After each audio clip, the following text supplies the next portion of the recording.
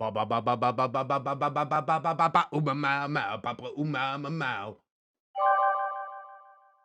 Bob the Neckbeard part number 4, how to make my lady cry. So this one is interesting. I'm not sure how I put up with him after this, but somehow I did. It really does hit all the same notes as Sir Sam, doesn't it? So, be me, Night Lightin', OP, 16 years old at this time, short and quiet nerd into video games and anime, could be considered neckbeard bait, or be Rosa, 14 at the time, best friend, partner in crime, sweet as honey most of the time, but can turn aggressive if her buttons are pushed, sometimes too confident for her own good. You could also be Nate, 15 at the time, good friend of mine and Rosa's, really chilled out guy. Rarely gets upset, likes a lot of the same things I do, usually because we introduce each other to them, sometimes referred to as Zero after the Mega Man X character because of his hair. Ah yes, but does he have a katana, m'lady? Please never be Bob, our neckbeard, 15 or 16 at the time, socially stunted fellow with a knack for making people uncomfortable. Ridiculously sweaty and rather large. Clothes were always in a state that would need to be burned rather than cleaned. Currently pursuing two m'ladies, OP and Rosa. Because we like to spread the disappointment around, I guess. Our extras, Mr. Moss, early 30s, my teacher for many lessons a week, was one of those teachers who's like a friend due to how well he knew me from the number of lessons that I had with him. Okay, but we are crossing some professional boundaries there, just so you know, Mr. Moss. He's named Mr. Moss due to his resemblance to the character Moss from the TV show The IT Crowd. God, that's a really good show. So with all that, let us begin. Between the events of the last story and this one, Bob had friended myself, Rosa, and Nate on Facebook. Luckily, he had not contacted any of us, besides a happy birthday message on my wall. It was the day after my birthday, and I had headed into town to spend some money that I received from my family members. Sonic Generations had been released on my birthday, and I was gonna pick up a copy because I was eager to play it. Whilst in the store, I saw Bob. Because of this, I was quick with my purchase and left that store as fast as I could. I thought I had managed to evade Bob, but I would soon learn how wrong I was. I'm pretty sure he has like a tracker on you or something like that. This is far too many coincidences. Anyways, my next stop was an independent game store which sold a lot of older games, which I knew had a big selection of Game Boy games. For my birthday, I had received an original Game Boy with a copy of Castlevania The Adventure from my grandmother. Sure, you might say it's an old handheld, but I thought this was a very sweet gift, as it meant that she looked around for something that she knew that I liked, video games, and picked something out especially for me. I'm also a huge nerd for old games, so that was a plus. I have a great fondness for the old school brick Game Boy. I was looking up a Game Boy Advance SP. My god, the price on those things has skyrocketed. Forget about it. I'll just emulate it, thanks. So OP arrives at the shop and looked at the case which had the Game Boy games in it. That was until I heard someone barge through the door. You guessed it, Bob had followed me yet again. Hello, OP. I wouldn't expect to see you in a place such as this. Jeez, it sounded like he found me in a cat house or something. Just for the record, I visited this place quite a lot, and the staff were super nice, so it didn't deserve the flack that Bob was giving it. What exactly is wrong with this place? I asked him. I'm genuinely puzzled as to why he dissed it for no reason at all. All they stock here is dusty old cartridges. They can't stop living in the past. He said that like he was the champion of the goddamn earth. Well, some people like this stuff. Like me, for example, I said matter-of-factly as I called the shopkeep over to open up the cabinet and get the games out that I was gonna buy. What was you buying? I hope it's something super obscure, like Mole Mania for the Game Boy. Wait, you're actually buying it? Well, you could simply emulate it for free? Bob said as the shopkeeper was right there opening the cabinet. Some people like physical media. I would prefer it if the price is right. OP just brushes him off, saying, whatever. I got a Game Boy for my birthday yesterday and I wanted to buy some more games for it, I said to him as I headed over to the counter to buy my games. Pokemon Blue, Mega Man 2, and Super Mario Land 2, if you were wondering. That's quite a good selection. But there is no Mole Mania, which I find troubling. I'll crack myself up. I put the money on the counter, and Bob's eyes almost literally popped out of his head. That much for those? And who was so cheap that they got you a Game Boy? He said. Bruh. Facepalm. At this point, I was close to my breaking point. I could see the shopkeeper getting worried, so he got my change back to me as fast as possible. My grandma. She was the one that was so cheap, I said through gritted teeth. A little backstory for why I was annoyed. My grandfather had recently passed away at that time, and my grandmother was showing symptoms of Alzheimer's. I could feel my face getting hot with rage, and apparently Bob was too dumb to realize that I was mad at him. It does sound like a touchy subject. I see where you're coming from, OP. If you struck him down with the force of 1,000 suns, no jury in the land would convict you. Do it now! But couldn't she have looked it up more? Not even a Game Boy Advance? He said. He chuckled as if he had just made a funny joke. Shut the hell up, Bob, I said at him. I felt my eyes welling up, so I left in a flash. I quickly walked down the street and ducked into a side road to try and shake him off. I took the long way home to cry out all of the anger that I had in me before I got back to my house. As soon as I was home, I headed straight to my room and told Rosa and Nate what had happened. Needless to say, it made them pretty angry with Bob as well. The next day at school didn't go too well either. Well, it was all fine until Bob showed up at lunch. Look, I'm sorry, okay? He said as he came up and hugged me. Apologize even though you have no idea what you're apologizing for. Some things never change. My internal monologue was saying, nope, nope, nope. I just thought it was common knowledge that the Game Boy was old, Bob said. I was taken aback. I couldn't believe that someone could be so socially inept and stuck up. I pushed myself away from him. Here it goes. Strike him down. It was my grandma, Bob. She doesn't know much about games. She gave me something that she thought I'd like. And it's even better knowing that she put an effort into getting something that I'm actually interested in, I said back at him. I could hear my voice shaking. Please don't break down here, I was telling myself, but it was no good. I felt my eyes welling up again, and I got my butt right out of there. Just screw off, Bob, I could hear Nate say, and frickin' moron from Rosa to boot. The two caught up to me, and I shakily told them that I wanted to find somewhere to calm down. Nate suggested Mr. Moss's room, and I agreed. So we arrived at the room, and Nate gave a short knock on the door as he popped his head in. Mind if we come in for a little bit? Nate asked on my behalf, because I was in no state to be understood if I tried to talk. Nate was also a student of Mr. Moss's, and we shared the classes together. I don't think I'm really supposed to let students in, but I'll let you inside for a few minutes, he said.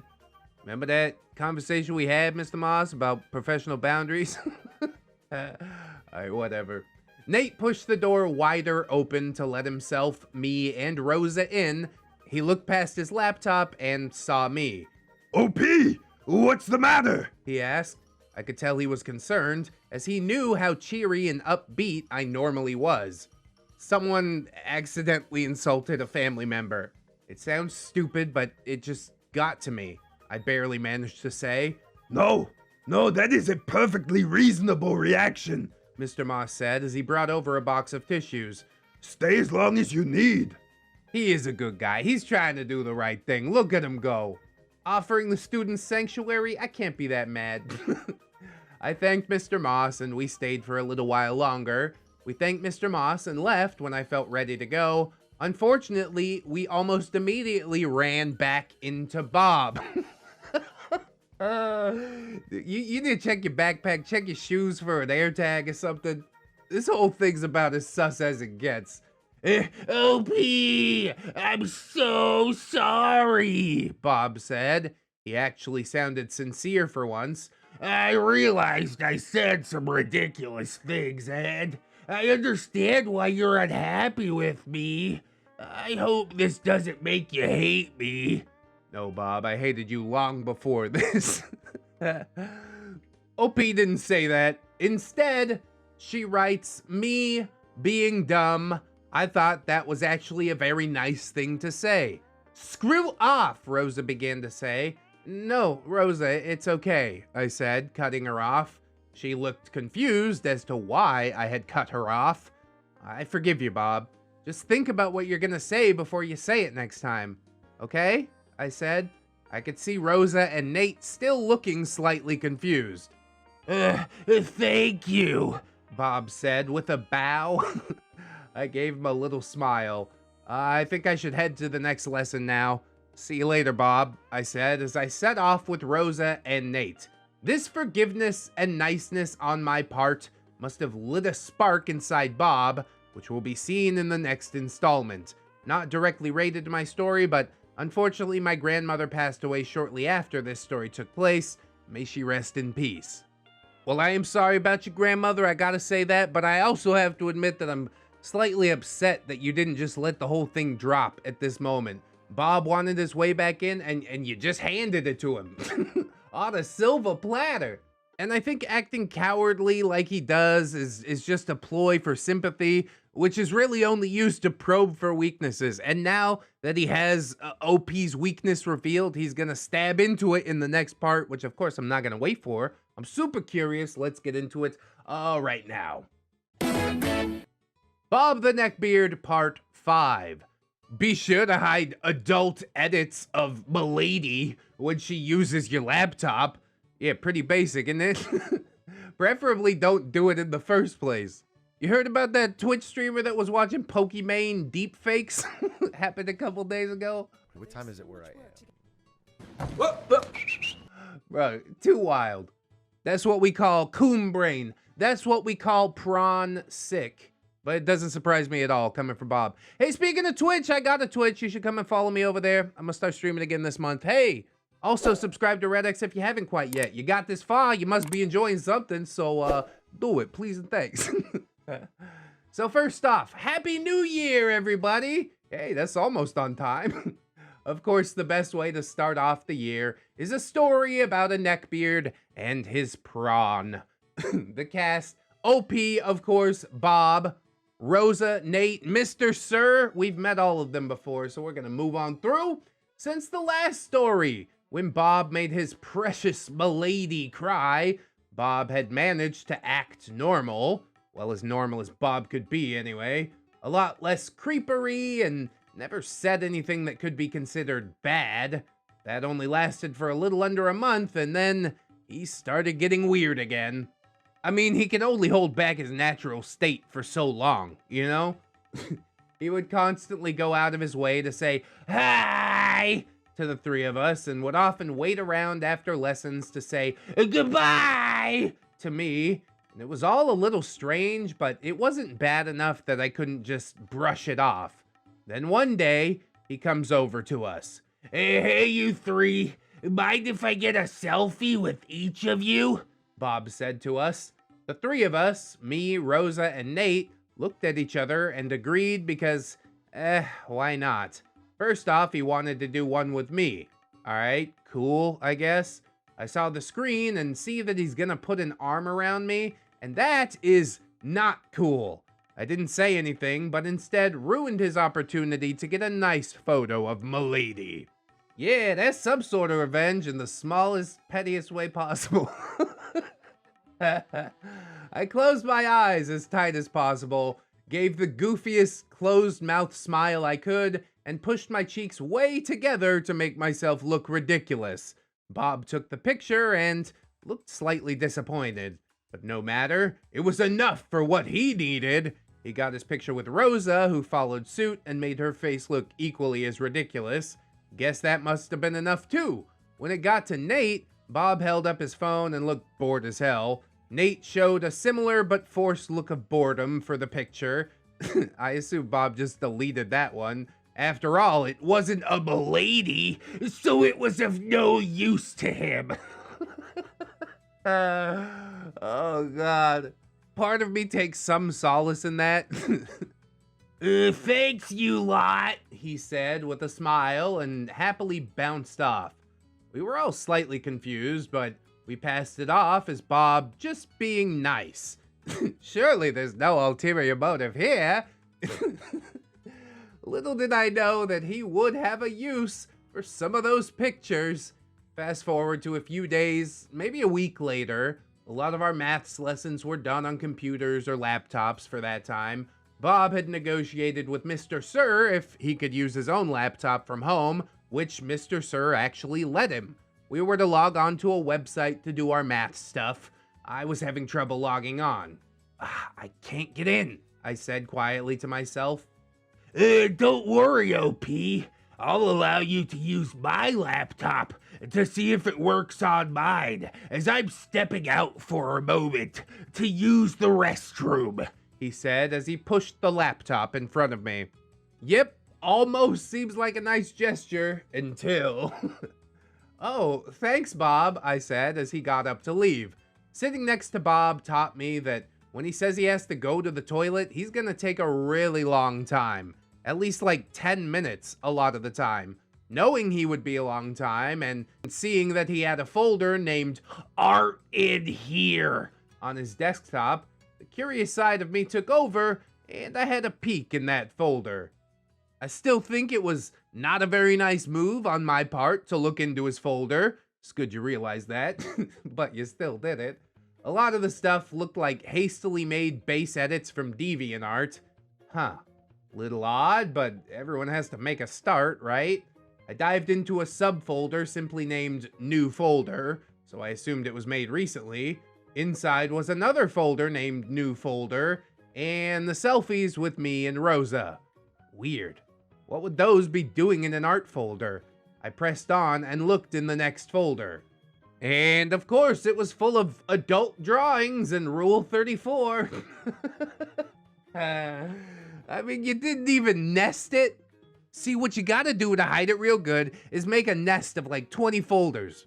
And then within those folders, you make a nest of 20 folders and do that like 5 more times. And then you just have to remember the combination. But it doesn't work if the FBI comes and scrubs your whole computer. Not that I know from experience. I don't know why I'm giving out hints on this. It's just something I heard one time, okay? It sounded like a good idea. I was so glad I was sat in the back of the room and that there was no one to my left or my right at this point. Bob had files sorted in order of date from oldest to newest and saw that those were saved over the past few days. Not wanting to bring up these pictures full screen, I increased the icon size so I could see just what it was he had been looking at. I noticed that a lot of the ones that had obviously been edited seemed to feature a light orange / blonde haired girl. I wonder where she was from, and then the realization hit me like a sack of bricks. This guy, this creature, had edited what I assumed to be me into those adult cartoons. That was what he wanted the selfie for. He wanted references for hair color. Wait, he actually commissioned someone to do this? That's not good. That's a shady artist right there. I don't like it. And OP obviously is horrified. I wanted to scream, but I was in a room full of other students. Out of morbid curiosity, I scrolled down and, as I guessed, more light orange / blonde hair edits. Also featured was a girl with dark blonde hair. Yeah, you guessed it, that's Rosa. I was mortified of seeing edited versions of us depicted this way. I guess he did his own edits, which is good because another human being wasn't involved, but yeah, definitely creep vibes, beyond creep vibes. This is bad. Some of the images were also Yuri edits. That's where they wear a fuzzy Russian snow cap, I think. After seeing this, I quickly closed out of the folder and slid the laptop back in front of Bob's seat. Bob returned a few minutes later. Login didn't work, I said, sounding very monotone. Oh, that's a shame. We could share the laptop if you'd like, he asked me. No, I'm fine, thanks, I said back. I avoided talking or even looking at him for the rest of that week. To think that he got pictures of me and my friends so that he could make adult cartoons out of it, which he probably played with his dingle-dongle to. It was all too unsettling. TLDR, Neckbeard gets selfies with me and my friends, use them for reference to make some edits, which he then probably did whatever he did with them. Next time, Bob acts like a hypocrite to a friend of Milady's due to fear of him stealing her from him. Yeah, and then the next step is he makes friends with that girl, and then he's pursuing 3 Miladys. We know how it goes with Bob. Although I didn't know the complete depths. I'm curious if OP is ever going to address this one, because like the arms around the shoulder, the forced hugs, sure, it's bad. I guess a couple types of people could tolerate it, you know? But knowing that he did all this and you're gonna hide it under your hat, I don't think that's the right move. Please, OP, restore my faith in humanity as a whole and address Bob in part number 6, which we're gonna get into right now. Bob the Neckbeard, part 6. Neckbeard is a hypocrite, or Neckbeard becomes a neck stalker. Oh boy, things are really starting to heat up. I hope this don't go the old casino beard, wheezy beard type of way. Please, Lord, I just wanted a derpy beard. Hello, once again, everyone. This story takes place around Christmas time, so for the last day of school before Christmas, we were allowed to wear non-uniforms. Before I continue, let's give a refresher course of our cast. There's OP, Bob, Rosa, and Nate. On with the story! It was the last day of school before Christmas, so we were allowed to wear whatever we wanted to, within reason of course, but still, non-uniform, yay! So myself, Rosa, and Nate had all agreed to wear Pokemon t-shirts for that day. Sick! All 3 of us are huge fans of Pokemon. I was wearing a t-shirt with a Pikachu design, Rosa had a Charmander design, and Nate had a Pokeball design. It was just before the school day started. The 3 of us were with a small group of some of our other friends, and we saw Bob in the distance, bouncing over like some odd bipedal pig. A Grumpig from Pokemon, if you will. He's dressed up too.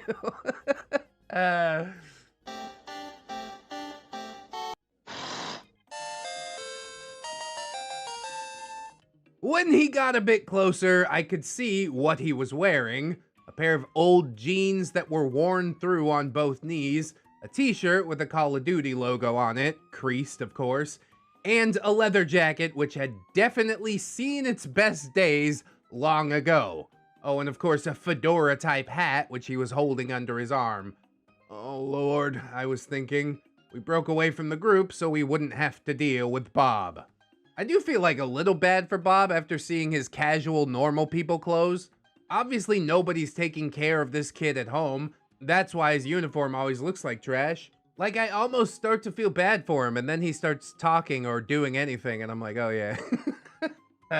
But there's a reason for it. Bob says, Hi, OP.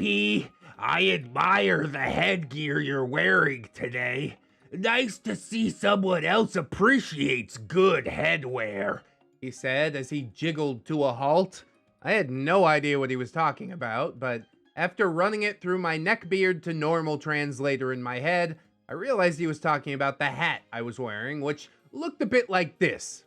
Newsboy cap, golf cap, yeah, definitely a favorite of Neckbeard's as well. Thanks, I said. I couldn't help adding to the start. As per usual, during conversation with Bob, he looked at our t-shirts and gave a little sigh, almost of frustration. Something up? I asked him, being able to tell that he disapproved of something we were doing. Nothing, just... I didn't know so many people your age played that game, he said. I could tell he was referring to Pokemon because he was looking at my t-shirt, or maybe my it's kinda hard to tell sometimes.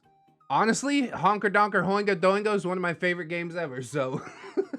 I don't understand where he's coming from. But OP says, yeah, there's loads of older people that play Pokemon. I was pretty annoyed by this point. People can like whatever they want. Just because something might be designed for kids doesn't mean only kids are allowed to enjoy it, Nate said. I could tell he, along with Rosa, were just as annoyed as I was. I wasn't even talking to you, Nate, so I'd appreciate if you'd remain silent. I don't want to talk to someone who is obviously trying to pander to Knight's interests by wearing a similar t-shirt, Bob said smugly. Bob, you just salty because you were left out.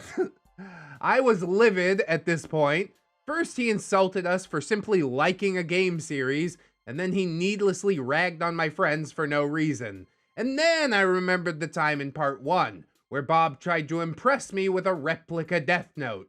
So it's like that time when you showed me your replica Death Note back at the start of the year to impress me, I said back to him. Oof, I'll be honest. I felt pretty good after cutting him down like that, so I flashed him a little smile of victory. No, that was different, Bob said before leaving in a huff. Yeah, but it ain't different though, except the fact that you weren't invited to do it. Bro just got like completely owned. I do like that it's getting a little more adversarial between them now. Maybe eventually Bob will realize that he doesn't fit in this friend group. As it was the last day, we spent most lessons just playing games or watching movies. Obviously in maths, we were allowed to sit anywhere in the room as we were doing no work, so I ditched the seat near Bob to join the group who I was sat with the year before.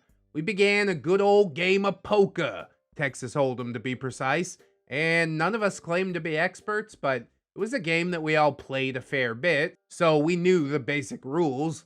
Bob saw us across the room, and of course, seeing as Milady was playing, he wanted in. I'm surprised they're allowing gambling. I know I got in trouble for that in school a couple times. But today, the teacher's just completely checked out. Bob drags up a chair and sits down, saying, what are we playing? We're playing Texas Hold'em. You are playing Go Sit in the Corner and Cry. He didn't ask if he could join in or anything. Poker, one of the group said, not breaking eye contact with his hand. We're already mid-game, so you're gonna have to wait, I told him. Apparently, he didn't get the message. Nonsense, he said as he grabbed 2 cards from the top of the deck. Dude, the flop is already down. You're too late. Just wait until we finish this, another member said. Bob saw this as an opportunity to leap into action. I think I know how to play poker, dude. I've been to Vegas, he said. And we could all tell that that was BS. For a start, you'd have to be at least 18 to play poker in Vegas. No, I'm pretty sure, OP, he just meant like walking through Vegas. It's like a vortex of power that just teaches you to be an expert at poker automatically. That's why everybody in Vegas wins so much. Oh wait, none of that's true? Okay, pokes a hole in my theory. If that were true, then you'd know that you're too late to play. Now please, put those cards back, a girl in the group said. Bob laughed under his breath and shook his head as if she were wrong and placed the cards back into the deck. When it came to the next game, Bob was handed his cards and the flop was shown. In the end, all of us had folded aside from Bob and one of the other guys in the group. Their cards were shown. Get in, the guy from the group said, with a little victory punch to the air. I looked over at Bob. It appears that I have won, Bob said, at the same time as the guy in the group that had given his victory line. The guy looked at Bob in slight confusion. No, look, I won, he said as he pointed out his cards to Bob. The guy had gotten a flush. No, you are wrong. I have a straight. That's higher than a flush. What? No, sir, it isn't. Bob said this confidently as he crossed his arms. It took us a good 5 or 10 minutes and a Google search to finally convince him that he was in fact wrong. Bro, you're a joke. Get up from the table. I'm happy to teach you, but you can't teach someone so arrogant. Whatever, Bob said as he tossed his cards onto the table and left, yet again, in a bit of a huff. Nice. Gotta love when the trash takes itself out. I thought that'd be the last that I would see of him that day, but apparently not. We left school early, so my bus wasn't there to pick me up. My house isn't too far away, so I was just gonna walk home. Rosa lived close to the school, and Nate lived near town, so I was able to walk with the both of them for a little bit. I said my goodbyes and wished them a Merry Christmas as they reached their homes. Seeing as I was in town, and that it was the quiet hour at McDonald's, I decided it wouldn't hurt to pop in, grab a bite to eat, and maybe play on my 3DS for a little while. Big mistake. You still didn't take that tracker out of your shoe, did you? Bob slams his way through the double doors and went straight for the counter. Odd, I thought, as I'm sure he wouldn't have any reason to be coming this way. As I learned in part 3, Bob lived near our town's fitness center, which was west of the school, while where I was currently sitting, and also my house, was south from the school.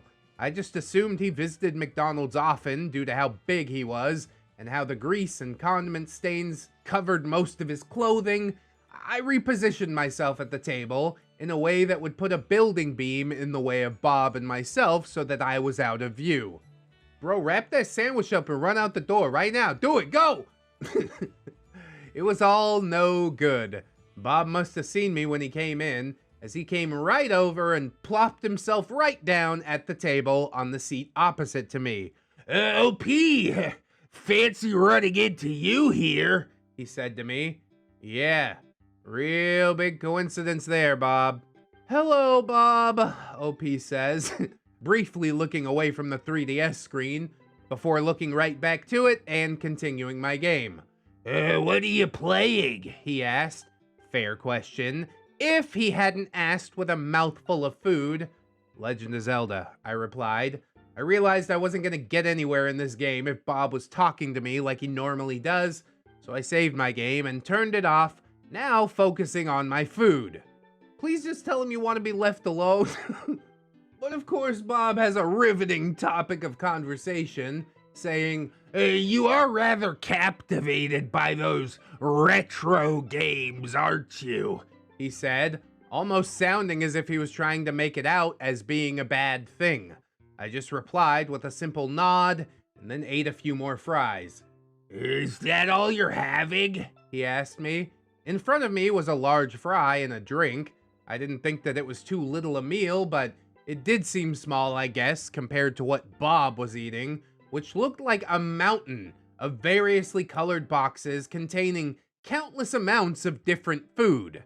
Maybe that's why Bob's family's poor. He spends all their money at McDonald's. OP just says, yeah, I get full kinda easy. Bob gave me this weird look, which I assumed was him trying to look sympathetic. Well, feel free to help yourself to any of mine if you finish and still feel famished, he said. I wouldn't want any of that food anywhere near me, as throughout the conversation, he'd been licking his fingers and then grabbing for food. Saliva fries. Thanks, but no thanks, Bob. I think I'll be okay, I said back, as I looked to see how many fries I had left to eat. The container was almost empty. I was almost in the clear, but there was no way that he would be able to finish all of that before I left. I was almost in the clear, because there was no way that Bob would be able to finish all of that food before I got up and left. It's a good plan. Too bad Bob is gonna arm swipe it all into his backpack the second she stands up. I can take this to go. So OP finishes her fries and slurps up the last of the lemonade before standing up and slinging her bag over her shoulder. I should get going now. Merry Christmas. See you next year, I said as I turned around to leave. Bob gave a full arm wave as his mouth was still full. Hey, see you later, OP. Have a Merry Christmas. He yelled across the restaurant. I cringed slightly, hoping that the other patrons didn't think I was best buds with him or something. As I set off for home, I walked past the window of McDonald's where Bob and I had been sat moments ago, and I was surprised to see that the table was empty. Huh. I assume Bob must have had to move to a different table out of the sunlight, or he'd burn up like a vampire. After a while of walking, I finally arrived home. For the record, where I live is quite an out-of-the-way area, off of a main road, so really, anyone who walks through here are generally people that live here. My parents were still at work, my brother was out, so I had the whole house to myself. Sweet! When I got in, I immediately sat in the front room with the big TV. Sweet! And popped in an anime DVD. Meh. Everything was going great. I was watching anime on the big TV, I had 2 weeks off of school, and I had Christmas to come. And then, I was horrified while looking out of my window. Bob was walking past my house. I told you he was gonna pack that to go. He ain't about to let Milady escape his sight. I was pretty shaken. He must have trailed behind and followed me home, but lost track shortly before I got to my house. I was reassured by the fact that he was walking past my house, so at least he didn't know exactly where I lived. Still, I turned off the TV and bolted upstairs. My room overlooks the path, so I watched him walk all the way down, which leads to a dead end, and then walk all the way back up. He went right past my house without even looking, so I was solidly reassured that he only knew the street on which I lived, which I thought was no harm. Bro, you are currently being stalked. I don't know what I can really tell you except please start a paper trail right now. Anyway, unfortunately, Bob also knew about our meetup spot on the wall, mentioned in part 3, but I'd soon find out that he would find excuses to walk past that wall as much as possible to see if he could find us there, but that's a story for another day, I suppose. How can one human be this sus? I don't understand. I am glad to see that, OP is finally gaining some gumption, at least enough to tell Bob off or ditch him when she doesn't want to hang out with him. But really, I think you just need like a long, hard, face-to-face conversation. You sit him down, say, we're not friends anymore. And he cries and says, I'm sorry, please forgive me. And you say, no, I said what I said and we're done. Goodbye. And then every time he tries to push the boundary, you push him back away.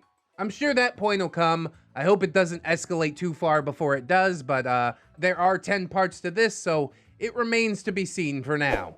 I hope you guys enjoyed the video. Like, comment, sub. If you haven't, maybe share the video around. It's a pretty good one.